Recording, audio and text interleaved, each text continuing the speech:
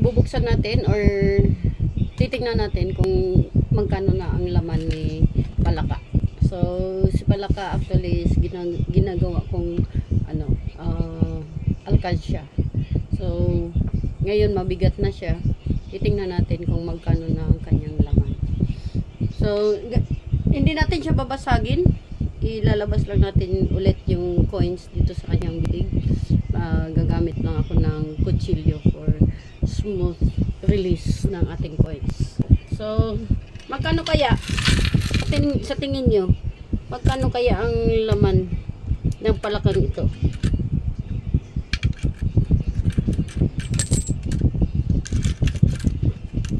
Ganyan lang po yung ginagawa ko para smooth po ang ng ating coins, ang takbo ng ating coins po. Ginaguide lang natin po siya sa kutsilyo po kasi nagkabubuhol-buhol yan siya doon sa ilalim yung mga coins, so we need to level it out sa kanyang bibig. So itong palaka na ito is actually ceramic. Sadyang ganyan po yung kanyang bibig, malaki.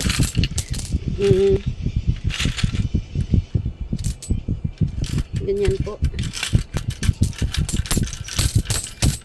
So ang laman actually nito is 5 pesos, 10 pesos at 20 pesos po. Hindi ko na lang sasabihin kung nakagaling ito ipon yung mga coins kasi po hindi ko na alam. Hindi naman consistent yung ating paglalagay ng coins dito. So yan po, hindi siya consistent yung paglalagay ng ating coins, so hindi natin alam kung talagang at saka hindi ko binibilang kung ano lang ang available coin natin. Yun lang po ang nilalagay ko. So with or without, ayan. So wala na. So this is actually a ceramic ganyan po yung kanya itsura sa likod.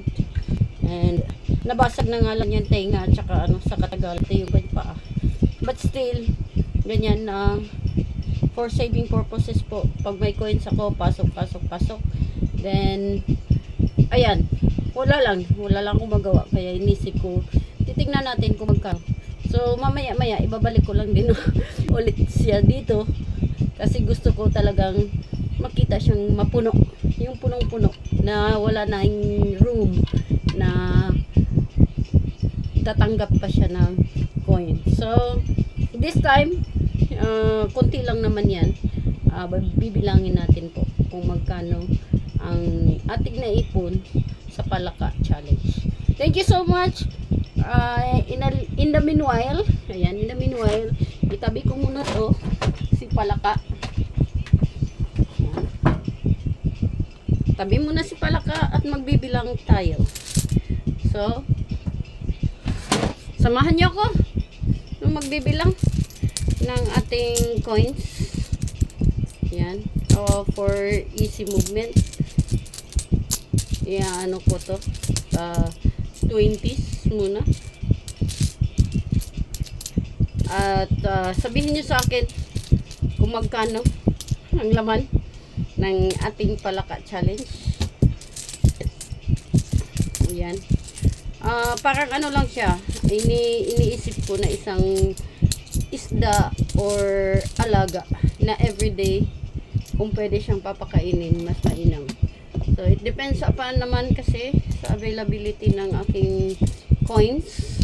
So yan, pag may 10 peso, 20 pesos, yan, saka lang si Palaka makakain ng kanyang share. Pero pag wala naman, yan, ang pinakamababa dito actually is 5 pesos yung lagay ko, pinakamababa. Wala lang akong magawa. Pero after counting this one, ibabalik ko lang din siya sa Palaka kasi actually si Palaka ay hindi pa siya puno. Kumbaga mabigat lang siya pero hindi siya puno. So mamaya pagkatapos nating bilangin, ibabalik natin siya sa Palaka. ipapakain ko lang din ulit sa kanya yung kanyang ano. Iyo. Inilabas na niya, idinura na niya, kakainin niya uli. Pasensya ka pala ka. Wala na, nag-tripping lang si Iconic. So, ito actually ginawa ko kasi gagawa tayo ng tutorial. Gagawa tayo ng tutorial on Premiere. No, gagawa tayo ng tutorial on Premiere kaya talagang sinadya ko itong gagawin para mayroon tayong content sa ating Premiere po. So, yan. Palaka challenge. Walang magawa si Iconic. Pagkatapos nitong bilangin natin, ibabalik ko lang din siya doon sa ating palaka. So, wala lang. Kunti-kunti lang naman to kasi of course, yung ating barya ay ginagamit natin sa pamasahe. So, pina-priority ko lang naman kasi dito sa ating palaka ay si 10 pesos at saka si 20 pesos. Eh, bihira lang yung ganyang mga coins dadating sa aking kamay. So, ito, nahaluan natin ng 5 pesos sa panahon na ano, para lang mayroon siyang kakainin dahil kawawa naman yung ating palaka. Just like other ano natin, yung tinatawag na pet, ay kailangan natin siyang pakainin talaga. So, kuha muna ako ng scratch paper here. Scratch paper na lang. Diyan. Bibilangin natin si 20 pesos. 1, 2, 3, 4, 5. Yan. 200. 300. 400. 500, 640. So, si 20 pesos natin ay nagtotal na ng 640. Wow. Parang, ano lang siya, no? Kunti lang. Pero, 640 na siya agad. So, sa tingin nyo kaya, magkano ang ating,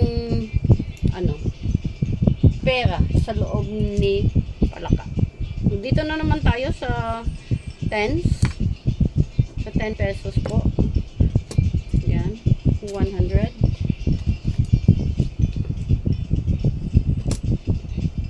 200, 300,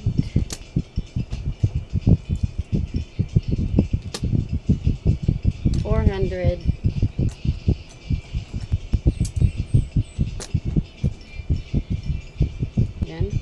500, 590 po. So, 590. Okay, dito tayo sa 5 pesos. Kung magkano lahat itong 5 pesos natin. 10, 20, 30, 40, 50, 60, 70, 80, 90. Yan ay 100. 10, 20, 30, 40, 50, 65. So, 65 pesos is 165. Okay. Kukompute natin. Parang mayroon tayong calculator dito. 5, 15, 9. 1,295. No, 13. 6, 12, 1,395 po. Okay, tapos tayo. Ibabad natin si coins sa bibig ni palak. Wala lang, nag-tripping lang ako. So, of course, unahin natin si 5 pesos. Ganyan lang po siya ipasok. Gutom na gutom kasi inubos yung kanyang laman. Wala lang ako magawa kasi kailangan kong gumawa ng tutorial video. Kailangan natin gumawa ng tutorial video para sa ating Premiere, how to create a Premiere sa YouTube. So, wala lang akong magawa talaga. we have 1,395 pesos sa loob ni Palaka.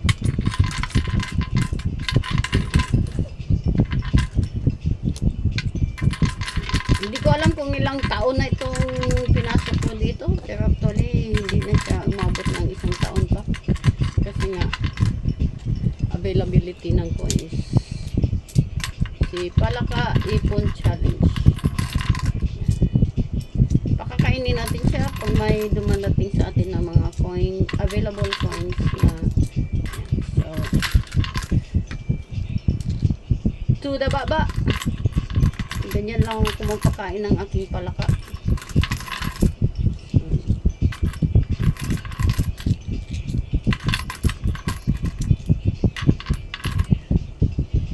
Mabigat. Okay? Thank you for watching.